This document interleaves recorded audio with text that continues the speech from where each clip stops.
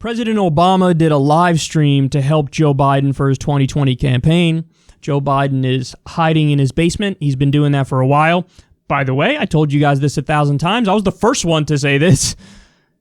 Good. That's the strategy that he would need to do to win. Just hide him. It worked in the primary. There's no reason it wouldn't work in the general. The numbers keep going more and more in Biden's favor. So if I was running his campaign, I'd be like, yeah, shh. I don't even know if I might just send out Obama himself to do the fundraiser and not even have Joe involved. Where's Joe? He's busy. He's got stuff he's got to do. Meanwhile, he's at home eating cookie dough ice cream, taking a nap on the couch. But anyway, so they were together here. This was a live stream to do some fundraising. And during the live stream, here's what Obama said, which became news for obvious reasons. We were going through the worst recession since the Great Depression, a massive financial crisis. We were still in the midst of two wars. I think, we're overcoming a decade in which the possibilities of common work and common purpose had been diminished and downgraded, and government had been starved of the resources that were needed to make us a more equal and just and compassionate society. And yet, I have to say that the foundation stones, the institutions that we had in place, were still more or less intact.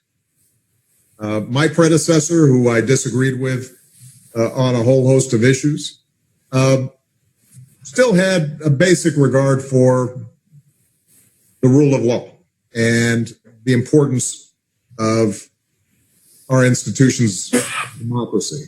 On the world stage, there was still a sense that America needed to lead.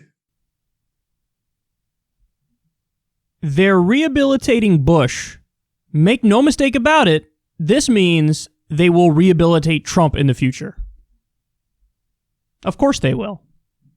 Because everybody realized at the time how terrible Bush was. Bush had an approval rating that was like, I think, under 30%. It may have been like 28%. And Cheney's was even lower. At the time, everybody understood, oh my God, this is really bad. But now, absence makes the heart grow fonder, and so they always rehabilitate the former Republican presidents in order to make the current Republican president look worse. You have to stop doing this. This impulse is totally destructive, and it makes everybody super cynical about politics, people who actually follow this stuff and care. Because everything he said there was total BS. Oh, our institutions were intact, and I think, Bush cared about rule of law. Rule of law, the Patriot Act illegally spied on Americans. That's what it did. The whole point of it was to illegally spy. We had drone deaths, and the overwhelming majority of the deaths were civilians. We had torture, guys. As Obama famously said, we tortured some folks. We tortured some folks. Yes, they tortured people. Look at Abu Ghraib, the big scandal with Abu Ghraib. I mean, that's supposed to be a violation of the Eighth Amendment, beyond the realm of that which is acceptable. We literally used torture methods that were from communist China, communist Chinese manuals on how to torture. That's what we did. We, by the way, sentenced to death Japanese soldiers who tortured our soldiers in World War II. We had a trial, we found them guilty, we sentenced them to death for torture. Then we tortured. And by the way, a lot of the people who we did torture were innocent. Not that it matters, even if they're guilty. You're not supposed to torture as a matter of principle. But, there were a famous example, the guy Murat Kurnaz, who was held. He was a German citizen, held against his will, I believe at Guantanamo Bay. He was tortured. He was totally innocent, didn't do anything wrong. A lot of the people who we held at Guantanamo Bay were given to us by warlords in Afghanistan who we made a deal with, and we thought, oh, the warlords are going to give us Al-Qaeda. They didn't give us Al-Qaeda. They rounded up their enemies, gave them to us, and said, yeah, that's Al-Qaeda. And we tortured them. And Obama says, oh, I mean, come on. At least with Bush, we cared about rule of law. Rule of law. We literally waged an illegal war against a country that didn't attack us based on lies. I can't think of a bigger violation of rule of law than waging an illegal war and killing minimum 200,000 civilians in the process. And again, lying about it to cover it up. Saying, oh my God, Saddam did 9/11, he was involved with Al-Qaeda and all this, and I went to the UN, Colin Powell showing the vial. See, he's creating weapons of mass destruction. We have it right here, can't you see? By the way, the UN did not approve that war. It was an illegal war under international law. But we did it anyway. So not only does George Bush not care about the rule of law, he actually is still worse than Trump. Now that's not, I need you everybody to understand something. I'm not downplaying how bad Trump is. If we're doing a thing on a score of 0 to 100, if it's a test, maybe Trump gets a grade of 30 and Bush gets a grade of 20. So they're still both failing grades. They're still both absolutely abysmal. But my point is, you have to stop rehabilitating former Republican presidents and war criminals just to own Trump. And we're seeing an even better example of this now with what's happening with John Bolton's book. In polite society, John Bolton is being accepted back in with open arms, even though he's the Hawk's hawk. He's the most aggressive neocon you could possibly imagine. It's him and Dick Cheney up there. He wants to wage war endlessly. He thinks we should be the police of the world, aka the bully of the world, the imperial power that does whatever we want, steals oil from Venezuela. That's the new one that he admitted on Fox Business within the past year or two. I mean, guys, we have to stop with this. Either everything matters or it doesn't.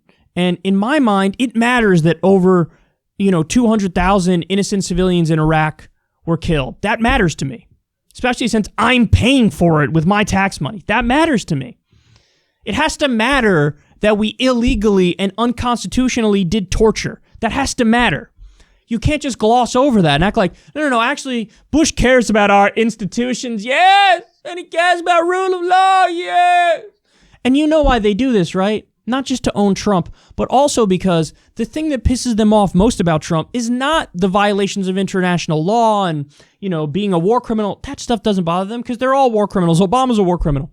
It bothers them that he violates decorum and civility. They hate the fact that he doesn't put the smiley face on the U.S. empire, and they hate the fact that he's embarrassing to the rest of the world. In other words, he doesn't look like a boss. He doesn't act like a boss. He doesn't come across as professional. He doesn't have the BS, American exceptionalism thing going on where he can pretend to have it all together, pretend to give a unifying speech in a tough time. They hate that he has no filter. They hate that he's divisive. It's the fact that he's a ruffian. This is what they don't like about him, that he seems savage and barbarian in his aesthetic. That's what they don't like about him. That's what they can't get over. He's ripping the mask off the empire. And so that's the biggest sin to them, is that, you're embarrassing us in front of the world. Yes, keep the status quo going, keep business as usual going, continue being a war criminal, continue doing all these things that are immoral. But if you give a good speech and you're polite and you have decorum, well, then you're welcomed in the club. And if George W. Bush can be welcomed in the club, we know for damn sure that Trump eventually will be welcomed in the club too.